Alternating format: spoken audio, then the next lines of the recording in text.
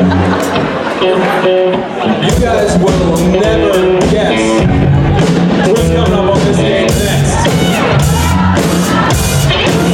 We actually have a pretty awesome duo right now. Something you're going to see very much. Please welcome to the stage, Cohen and Robin!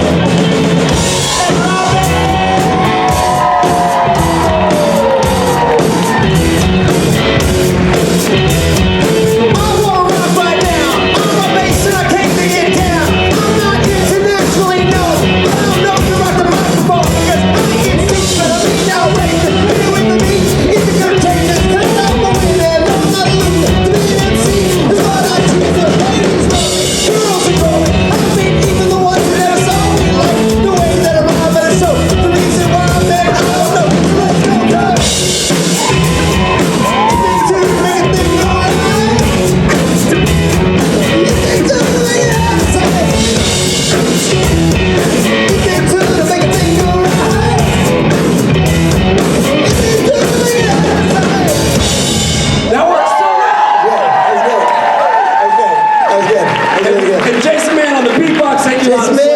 Wait, put that together, 16 seconds. Yeah.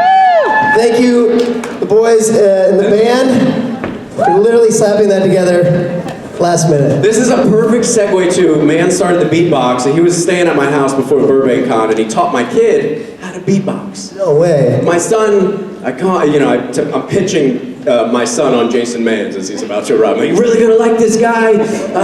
He's an internet sensation. That's right, and he loves kids, and you remember the scene from Aladdin where Will Smith starts beatboxing as a genie? They can do that. And he was like, nuh-uh, Dad. And I was like, yeah, so Jason Mann's got there, and he's still holding his bags. I'm like, come on, you gotta teach my kid how to beatbox. And he sits down and he goes, all right, boots and cats. And Macklin goes, what? He goes, boots and cats, just start saying it over.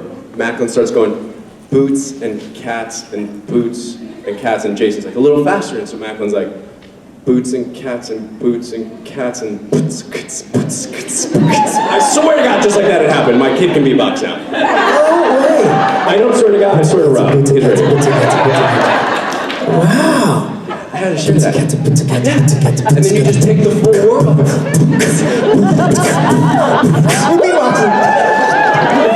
Just two little Jewish boys on stage beatboxing. That's right. That's awesome. Hey DC, we're here, the two of us, the Rob and Matt Show. We don't get to do this a lot, but when we do, it's always great fun. I don't know what the hell's gonna happen. It's just fun to be able to talk. It's weird, it's so totally weird. You know what, save your band of brother questions, they're not gonna get answered, okay? No offense, Rich, if you're watching these YouTube videos, which I know you're not. You will no way in hell. No offense either way. We're gonna take some questions. Hi. I was wondering, where's the weirdest place you guys been recognized, either for Supernatural or like General Hospital or anything? I didn't know where that question was going. Where's the weirdest place that you've been recognized? I had a good one when I was on GH. I was in Whole Foods checkout line, and it doesn't seem that strange, right? You recognize in a grocery store, except I was standing in line, and the lady behind me was about this close. And all of a sudden she starts going, oh, my throat hurts. God, I feel like I have a fever. And she says like 3 more things under her breath and goes, if only there was a doctor around. And she was a sweet older woman, and I totally turned around. I was in gym shorts. I smelled like I had showered in 3 days, and I went, hey, I'm a doctor. That's amazing. That's awesome. I've got 2 short stories. One is that I was recognized in a bathroom at a urinal for the movie Waiting, where my character couldn't pee in public. And that was weird. That was a weird sort of show within a show. This guy's like, are you the dude from Waiting?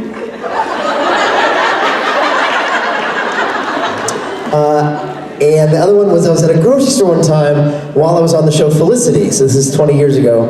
And yeah, and the woman checking me out was like, she was like, the checker, you know, she was like checking me out. She was just checking. And she was like, have you ever seen this show Felicity? I was like, yeah.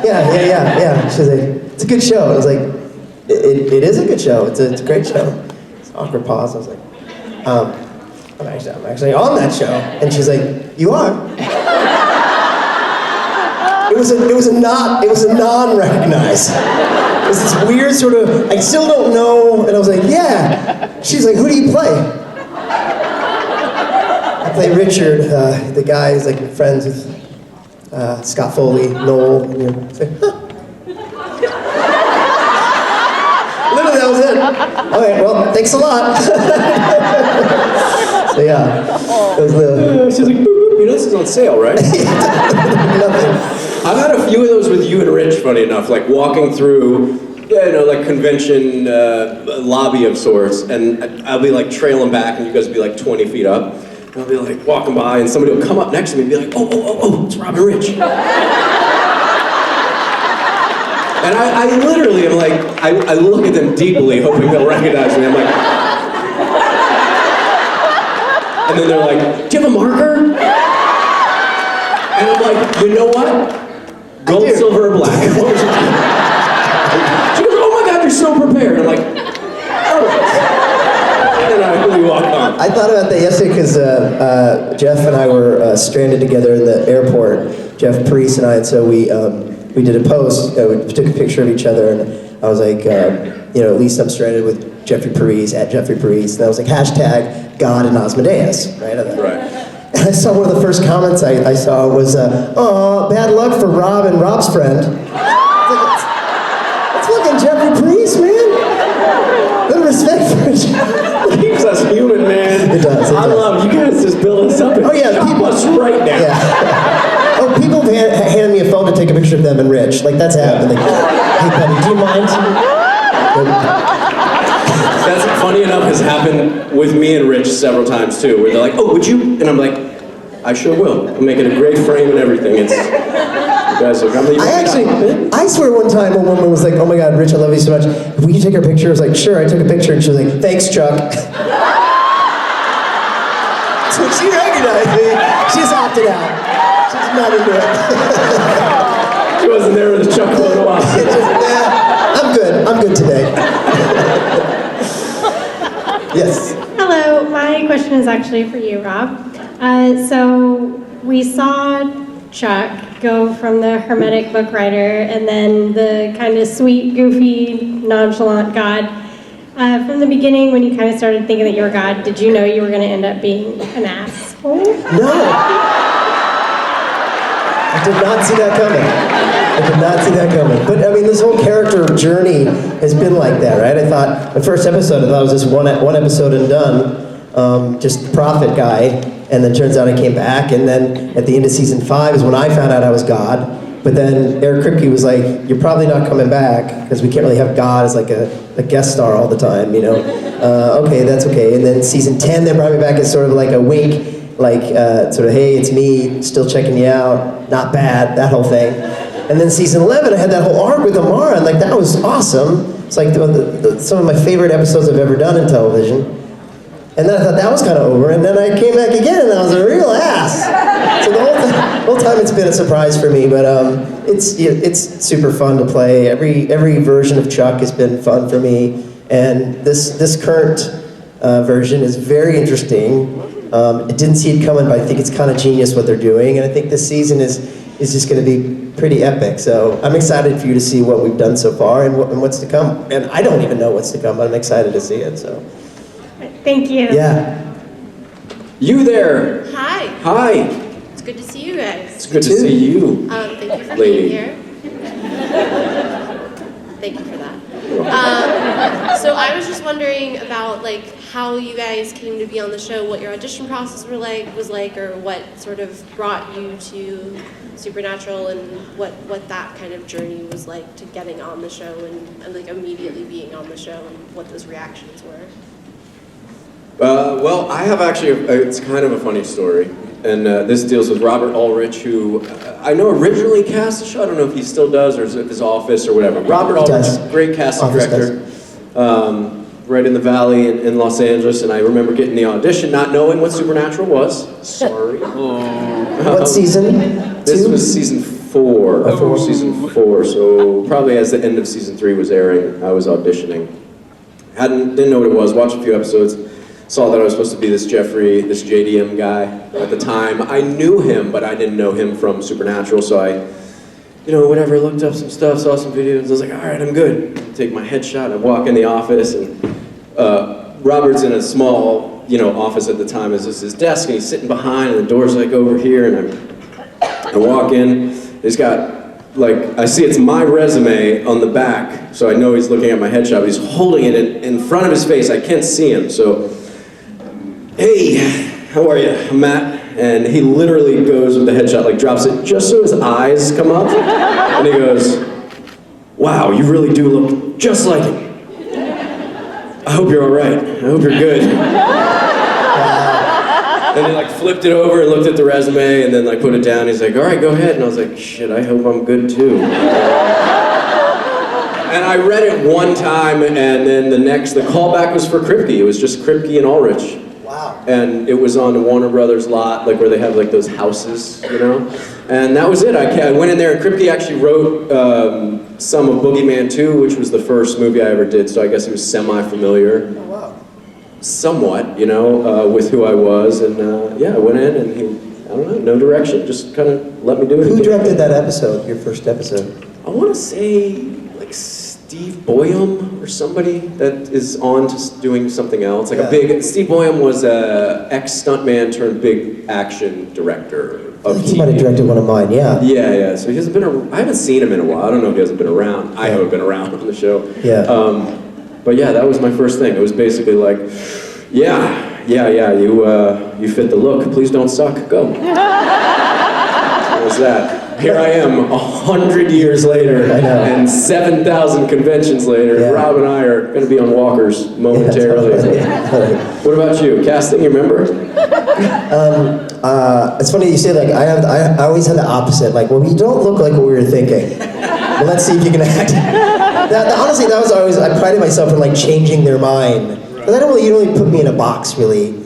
So I always try to change their mind. I know you had this in mind. Wait till you see that. Character wasn't supposed to dance, but all right. But I can. And also hop on one foot. What do you need me to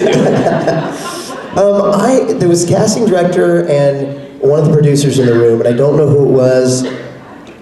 It was one of the writer-producers. I didn't know anybody at that time. I knew the show was on. I'd never watched an episode. I had to go back and watch episodes before I went in because my character talked about some of the former episodes because I referenced things like bugs and things like that. Apologize for certain episodes. Anyway, so I went in and that was my audition went on tape and I'm auditioning for them and I really jived with what that character was and I and that's what you do when you really get a character, when you really feel oh, I know this guy. You give it your best, and then you hope that they're thinking the same thing with who that guy is. But yeah, I think I was kind of, I had the beard and was definitely went for the whole I've been drinking all day and I haven't seen the light in a while, and but I hadn't, not that day. Anyway, so and then you just, like I said, then I leave. I'm okay, I felt like that went well, but who knows what they're thinking? And then sure enough, the next day or so, I got a call saying that I'd been cast, and that was it. And then I was like, oh shit, and then here we go, and then here we are 10, 12, 13 years later. Maybe the longest, other than the boys and Misha, but the longest, most drastic character arc of any character in the show, arguably, is to get to where you are now. Yeah, it's crazy. This guy. Yeah. This guy. Yeah, to be that, how awesome, what more could you ever ask for, other than being a series regular, that's pretty great, that you not only play God, reinvented the version of God for our family here, and who knows, the Kripke himself, know? And now you're here, it's gonna end it all. Truly, it's been, maybe not, I don't know. Couldn't give us a 16, God? Not my fault, man, see? They write the scripts. They do, because you think of the scripts. They don't, actually, I don't. It has been an amazing journey, and what a gift, and I feel honored and every day to be a part of it, to still be a part of it. I went through the same thing that I think you guys go through when you watch it. When I first got the script of season 14, I was like, oh shit, I don't like seeing Chuck like that, but that's what you're given, and And then now I'm kind of doing it. It makes complete sense to me, and it's just fun. It's just fun to be a part of. So It's always fun playing bad and me. Like my Kings of Con character is like the most fun I could ever have acting. Like, how can I elevate my assholeness in this scene right here? exactly. Not that God's really assholey in that way, but a little different way. Yeah. Apocalyptic sort of way. Yeah, I mean, I think that what's evil about what's happening right now is just that he is using the boys almost like, I mean, it's like his favorite show, but to him they're almost like pawns in the master game that he's got going on, and they're like, we're real people and you're playing with our life. I've been likening what's going on with Chuck with what happens between the writers of the show and us actors on the show. They love all of us dearly. We talked about this. But they change their mind about certain directions. So you think you're going to be, for example, you get pinned for shows. They go, hey, we're going to need you for episode 4 or whatever. Great, so they pin you, but they don't actually book you on contract until they're absolutely certain that no change has been made to the script. So a lot of times you'll get pinned, and then they rewrite it, and they're like, ooh, they've rewritten your character out, but not because they don't like you, they're just put in a different way with the perception of what that script is. So you'll get the call like, hey, you're not pinned anymore. And you're gutted. You're like, oh man, really? Because I was in it, and like now I'm not, or wait, why? But it's not personal at all. But they're just writers. They're creative. Like, oh, and Rob will be doing no, not Rob. Who else? We can get Jim Beaver, and we'll do, you know what I mean? But we're all real people, so we're going like, but this is, and I feel like that's kind of what's happening. To me, that's the allegory of Chuck going like,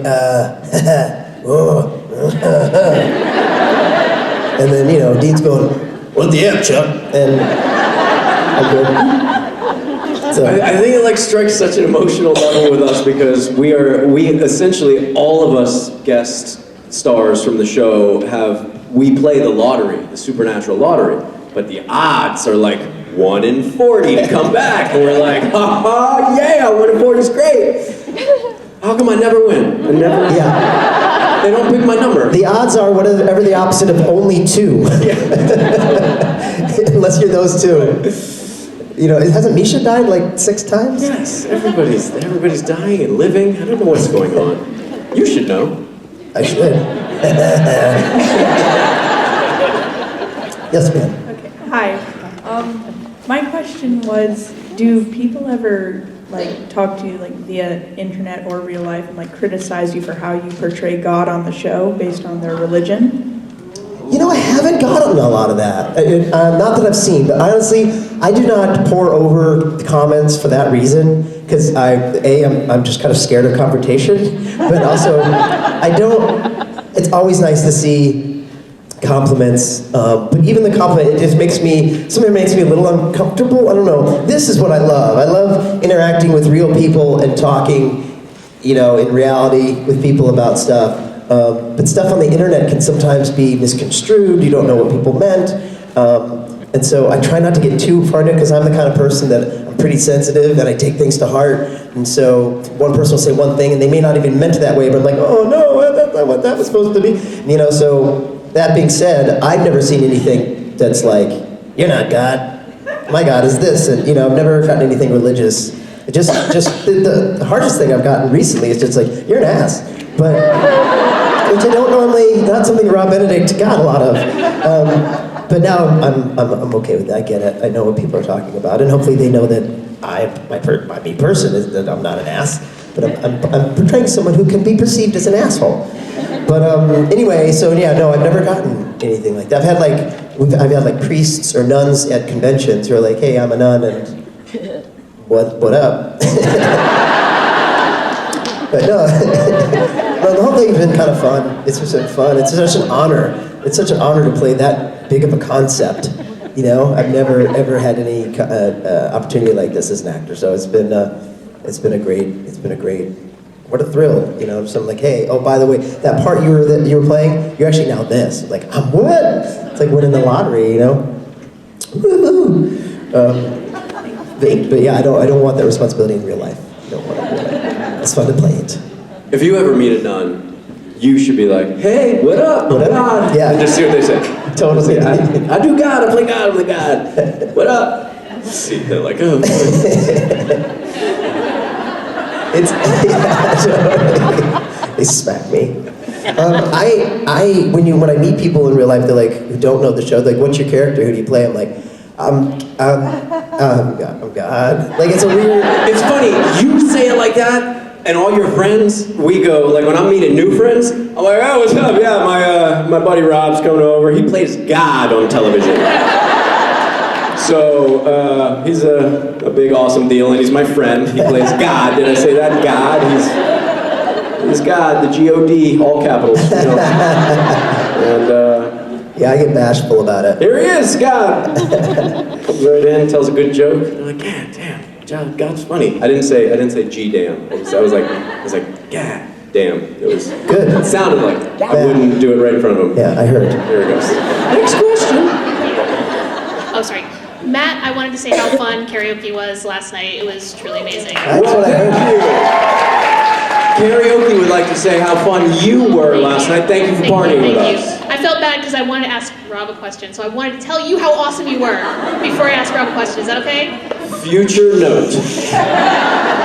Just leave it at karaoke was awesome. Okay. But go ahead. Rob, since I can't accept a world where Chuck is an asshole, I have a theory that Chuck is just really, really scared. Really, really terrified. And I know you can't tell us what is to come, but can you tell us anything about when last season you had to play Chuck in the graveyard? Was fear in your mind when you were playing Chuck? Yes. Yeah, I think that there's a power that Jack has that is scary for Chuck. Even Chuck, because Jack is, because of who Jack's father is, there's a lot going on there. And I think that's scary. So yes, that is part of it. I wish I could say more, that hopefully this season will explain for us. But yeah, definitely that's part of it. He's been knocked off his game a little bit, and I think that's where he gets into his sort of more serious mode. He's sort of being a strict father right now.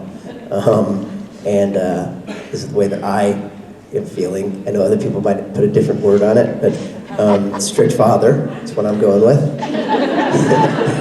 Old Testament-y, all smiting and whatnot. So yeah, definitely fear, big part of it.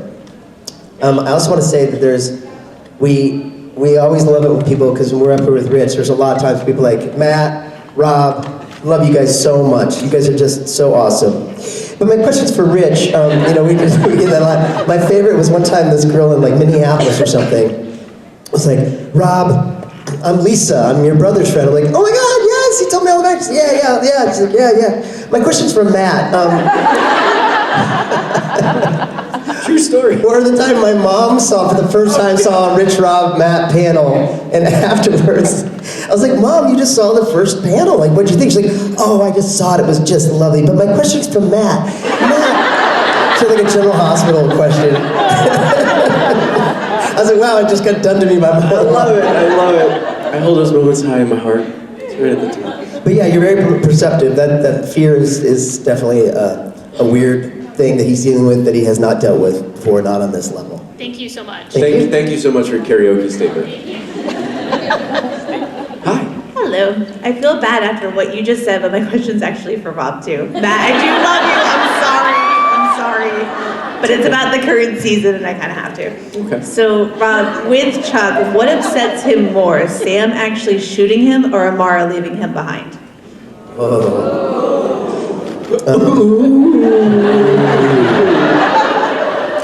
all in the Oh man, you mentioned the A word. I don't think the fact that Sam shot him that's not something that could be something that he knew would happen. I think he's a little bit thrown by how much it's affecting him, how much that wound or whatever's going on there that they've got somehow something going on that's affected him. And the Amara thing is devastating. He goes to her to try to help pull him out of this, and he doesn't like being in that position where he's got to ask for something, and that's what he's trying to do in those scenes in that episode. And she disses him, and that is hurtful. And so, you don't want to make Chuck even more mad. So, yeah, so that's where we're at right now, huh? So yeah, I'd say right now that was maybe that really teed him off a bit. So yeah, he's not happy.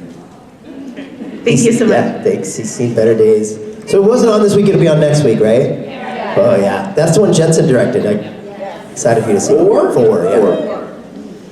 Hello. Hi, my question is for Matt. Hey. What GH actor should be on Supernatural, and what Supernatural actor should be on GH, Ooh. and what would they play? Here's a quick bit of factual information you may or may not know. So there is a character that's escaping me his name. There's this guy Dominic Zamborga? Dante, who played in season 1 of Supernatural. Yeah, there's a lot of crossover. He was in, I just watched it. It was like the episode between 18 and 22. It's a great vampire episode of the first season, and he did a good job, and he plays in it. So he already crossed over and was on Supernatural. If there was another guy, who? James Patrick Stewart, we all know has been on. But if there was an actor that's on GH, I would like to see my longtime love interest and co-star in the show, Maura West. I don't know if you guys know her. She plays Ava Jerome, and she's an over-the-top badass villainess on the show, and she would be a tremendous guest star character on Supernatural. She's just this badass female guest star. Like, she just has it in her. She's been on the show for a long time. I don't know if she's looking for other gigs, but she'd be great at it. I agree. And Sonny, obviously Maurice Bernard would be great. He'd be great for Rob to play off of, like as like some big bad of sorts that Rob deals with, and because he only talks he's like, so God. Has he been on it for a while? Yeah, he's been on it for 25 years. And Maurice can get away with this wonderful thing that he does. He's a tremendous actor. The guy's won 100 Emmys and she's gonna win 100 more, but he can take those pauses that like where another actor may forget a line and kind of is like, ah shit, what is it? Can I go again? Where he'll just stay in it till it's so brutally uncomfortable. Until the word just comes up. Until something happens in one of our faces and the word comes up and he'll just be like,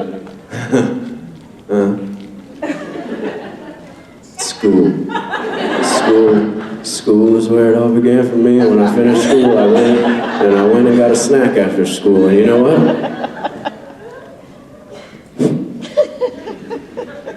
It was Oreo. 2 Oreo. Like, he has this like subtle acting that you're like, should we call cut and we go learn the lines, or are you having a moment and I'm just not on your level? And it's always that. It's always the latter of the two. So do people ever improvise when they just go up on the line and they make Yeah. The veterans are allowed a little bit more freedom with that type of stuff. I remember you telling me that people get a little bit, like, they really need you to know the lines. Yeah, I mean, you have one blocking and one, essentially a rehearsal that is supposed to be the take almost. So you do the scene 3 times, right? You come in the morning, like you're in your gym clothes and you got the papers and you're like, so Griffin steps over here and he says blah, blah, blah, blah, blah, blah, blah, and as soon as he's done with that, he's got to walk to this thing, but look once, and then do it again. And this is like how the rehearsal goes. Director kind of walks you through that. We're shooting 5 cameras at once, so one kind of mastery crane shot and 2 medium overs and then 2 close-up overs, and you're like, all right, and then Griffin just had enough and he's dealing with it, and then he steps over here. All right, let's rehearse, and then we're going. And then all of a sudden you're like, all right, I don't really remember my lines, but I walk over here, and this is how it goes. Like, this is how I will say it when you do it. And I'm like, right, yes, and this is when I did the thing.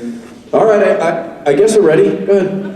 And then like, 4, 3, and you're like, shit, I gotta look at the lines. Can I go again? That's me. That's me. Good. Yeah, and they'll give you those type of things, but generally it's a very, very loose rehearsal, not a supernatural rehearsal where it's let's clear the crew, let's do the guys, bring the crew in. It's not that. It's the crew's there. I'm trying to figure out why I'm here picking up the glass and drinking it and how that works with the line, and why I go over here and make it not look, phoned in and all that stuff. So it moves fast, you need to know your dialogue, and you need to try to make sense of the situation in minimal time, which is just craziness. Crazy. Yeah, it's insane. I love this job. Every experience that I get is a lucky experience, but The soap opera world doesn't quite give me enough all the time of each moment. There's times where two actors sit down, a challenging 6, 7, 5 pages, whatever it is, look in each other's eyes, and all of a sudden, 3 sentences in, they are not knowing what's happening because they're just talking to each other, and that's what you yearn for as an actor, a connection like that. Like I look at you, talking to you, approaching you, I'm not thinking about what my hands doing or my face or any of that. Those are the moments, and you just don't really get those all the time in soaps because the pacings move so fast. We do 130 pages a day on a soap. Supernatural does 7. It's crazy. Yeah, it's insane. Yeah. That's why it was like, you know, and they want you to know all those lines. I mean, we memorize our lines, but we memorize about 2 pages at a time, you know. What actor from Supernatural would you want to be on GH? Oh, I'd love to see Jensen reprise some soap opera days. For sure. I mean, like, don't get me wrong. Jensen's handsome on Supernatural, but they would paint him up. He would look like a porcelain doll on a generator. Could you just imagine each little highlight twinkling? Every millimeter of his lips shiny and glowing, and me just off camera going. Totally. It would be funny to do a soap day with Jensen though. He was apparently really good at it and thrived in that atmosphere. No wonder. I mean, he's been great since the pilot episode, which I just watched, and I was like, damn, these boys been good for a long time. Yeah. For a long time, Jensen's been playing a smartass and doing it funny, like unbelievable. You know, he and I went out for Halloween last weekend. Yes. Trish had a party, and we did Once Upon a Time in America. Once Upon a Time in America. Sorry, Once Upon a Time in Hollywood. And Don't yell. Once Upon a Time in Hollywood, and he was Brad Pitt's character. I was Theo DiCaprio's character, and he had a wig on, and he looked like a fucking Ken doll. Yeah, he did. And It's disgusting. And so, you know, as the night went along, like first we went out to dinner, totally made up, totally in his wig, went out to dinner, it was hilarious. And then we went to a place where the people know him, and they're like, oh my God, it's amazing. And then like, I'm like, yeah, I'm in costume too. So it's also, so I'm this guy. So the whole night was kind of like, you know, he came in and was looking all Brad Pitty. I was like, yeah, and I'm also right here. Huh? Right? What? Who? I mean, can you tell it's me anymore? Like you're carrying around DiCaprio's head. Yeah, it's like, this is me. This is and me. you like markered in a beard, so it's more like you're like, ah. That's exactly it. But we were laughing that he would be my stunt double. Because that's the idea. I had seen the movie, but he hadn't, so we went and watched it that morning. So he knew the references, you know. So fun. The movie is so fun. I still haven't seen it, Oh, so I'm dying to see it. I went to see Rambo instead, which was Classic. it was just an instant classic, to say the least. It's you know, Sylvester Stallone's still making those things. He's doing it. Scary and action hero-y as ever. Yeah. As ever. You look at him and you're like, I don't want to. I don't look into his eyes, he's gonna cut me. Bit leathery. Yeah, man. Hi guys.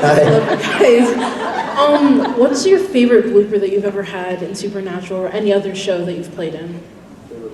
Favorite blooper. Favorite blooper. They don't allow bloopers on Supernatural.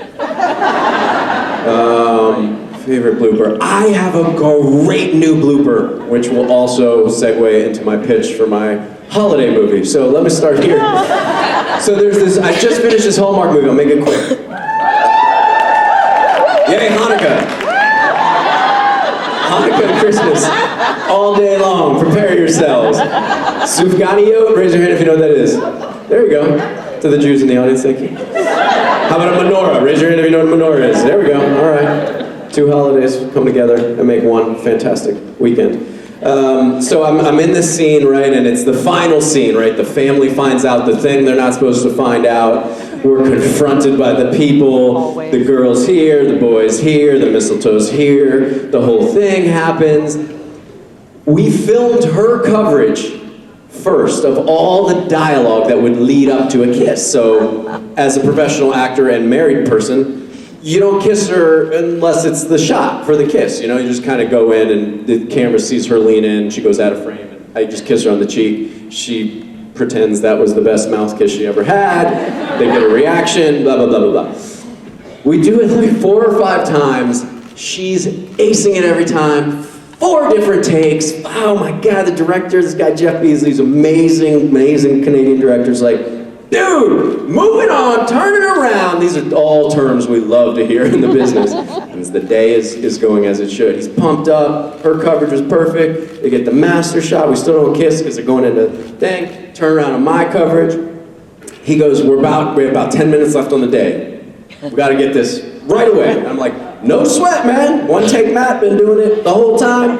13 days in, been nailing shit. 1 take, I feel funny, all the things that I never feel on set, it's just flowing. I get into the thing, and I start the scene, and I am lost in the moment. Truly, I pull a ring out of my pocket, all these things, all these beautiful romantic moments, and it goes into the kiss, right? And you hold your gaze, as we do in the movie industry. You gotta overplay the gaze a little bit, and she's right here, just right here, and I'm just looking at her beautiful face and thinking all these beautiful things, and I go, and as I embrace her in a hug that was supposed to be the big kiss, I go, and my mic's right here, and I go, oh shit, I was supposed to kiss her, damn it. And Jeff Beasley from the other room, from the other side of the house, he goes, you're never gonna get that one back, motherfucker. It was the take, like, you know what I'm saying? Like, he's gonna, when he goes to edit, he's gonna use that whole take up into the kiss, and cut to the kiss. Oh man, because if you go back, you won't stop thinking about that. Right, and as soon as I went in to hug her, I'm like, this doesn't feel I was supposed to kiss her. It was like, God, it was so were people laughing or no? People were laughing after the director yelled at me. But he yelled at me joking. We have like that type of bromance going on. And he's like, you are never gonna get that back, you immin' ever. It was so funny. And I was like, oh man. It was truly like, the moment was so working. Yeah. Until I dropped the ball and kicked it somewhere I couldn't see it anymore. Yeah. It's hard, those things, like, I was gonna say you don't have control over it, but you had total control over that. Total control. I just dropped the ball so bad. That's hilarious. So you watch this movie December 14th at 8 p.m. on Hallmark Channel. And you see the mistletoe and the family and the moment. Just remember, this is how the shit went down, okay? You'll smile as you watch me shove a powdery sufganiyot oat into my face. I'm like, you know sufganiyot? It's like a Jewish jelly donut. I didn't know either. I thought I was just a horrible Jewish person. I'm glad you don't know, because I feel like you're more Jewish than me. Somehow. Maybe not on paper. Not on paper, but paper. But outside of paper. Yeah, outside of paper, and that's what counts. Exactly. Outside of the paper. That's where we are now. That's right. I'll tell a similar story. The kiss reminded me, I'm always awkward with on-screen kissing, and I had to kiss Jenna Fisher in a movie we did together called A Little Help. And and it's a pretty big scene. The whole movie kind of culminates in this moment between these 2 characters. And we were shooting on an ice rink outside, and it's the same kind of thing. You don't kiss really for rehearsal. You save it. And she's nervous, I'm nervous. Like, you just get nervous before a kiss, you do, because it's not your partner or whatever, and you're getting intimate with somebody, so it's just a little bit boom, boom, boom, boom, boom. And I had to add, like, Jenna Fisher, like, just such a cutie, and, don't screw this up, Benedict. And action, it's the first time, and camera's here, it's a 2-shot, we come together, and we're mic'd. So when you wear mic pack, there's this big pack right here on the top of your butt. A lot like what's in his other pocket back there, yeah. Yeah, they hook it on your belt, and so it looks like it's that. So she had one of those, like, underneath her sweater, top, whatever. For some reason, I went up to kiss, and I kissed her, and I grabbed a hold of her pack. So I'm, like, kissing her, holding her pack in an obscene, weird way. And for me, it was like a security blanket, just like holding on to something, I'm kissing her, and she starts laughing in the middle of our kiss. I was like, what? Dude, you're holding on my mic pack. What are you doing? I was like, I don't know, I'm so sorry. It was just weird. Thank God her actual butt. And like you're in it, so you don't want to let go and make it weird. Like you have the wrong. Oh, Yeah. You're just like, I'll just. Yeah, it's like, get over here, you. What am I doing? The sound guy's like, the finger's on the volume. You turned it too loud. Yeah, so I was so awkward. I'm just an awkward dude. I really wish I could have gone there like, get over here, you know. But I was like,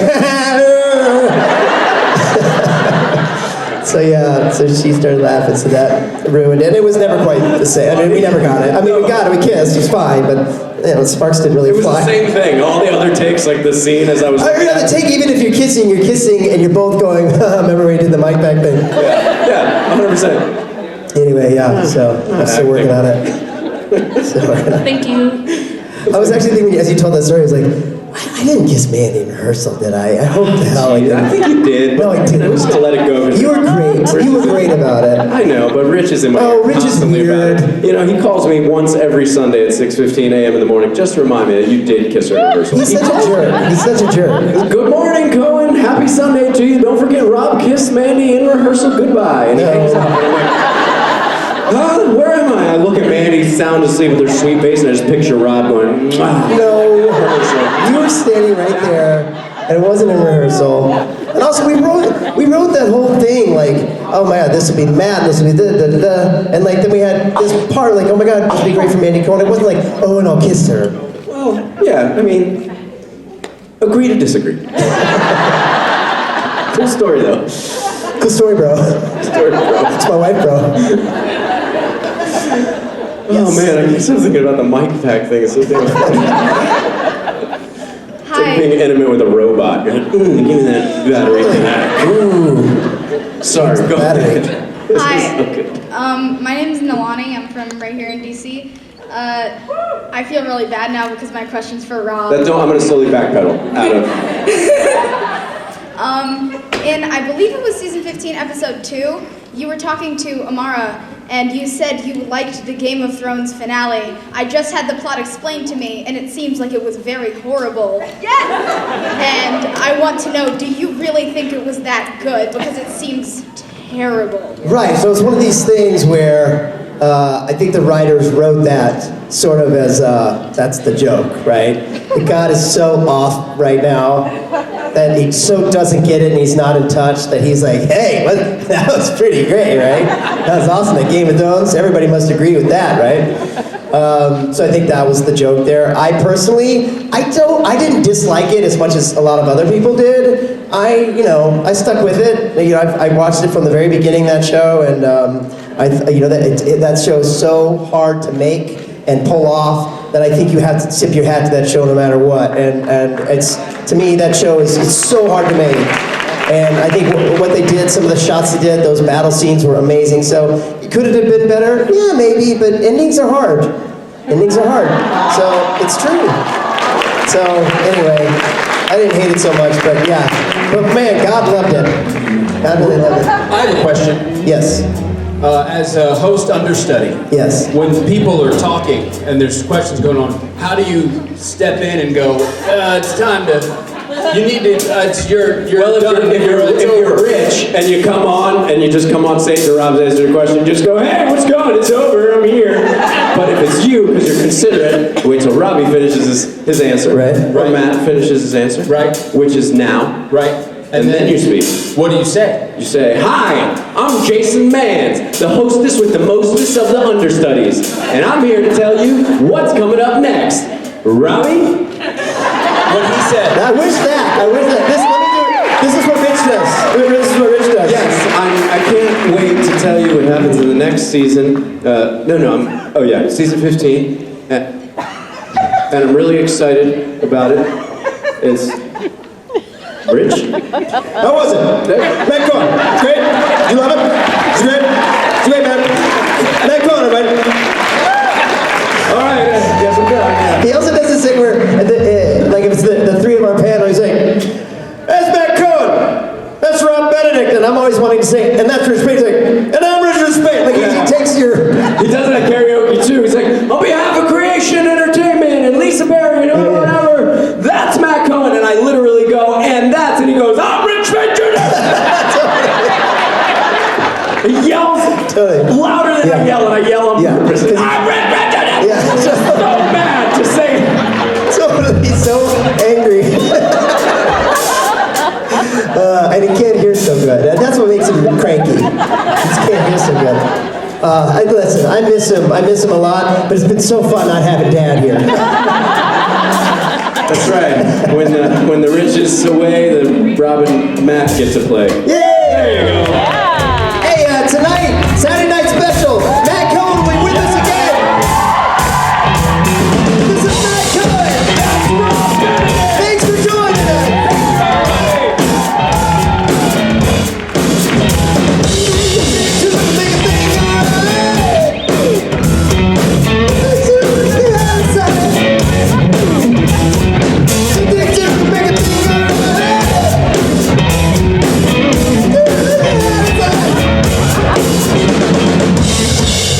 Thank you. That was fantastic.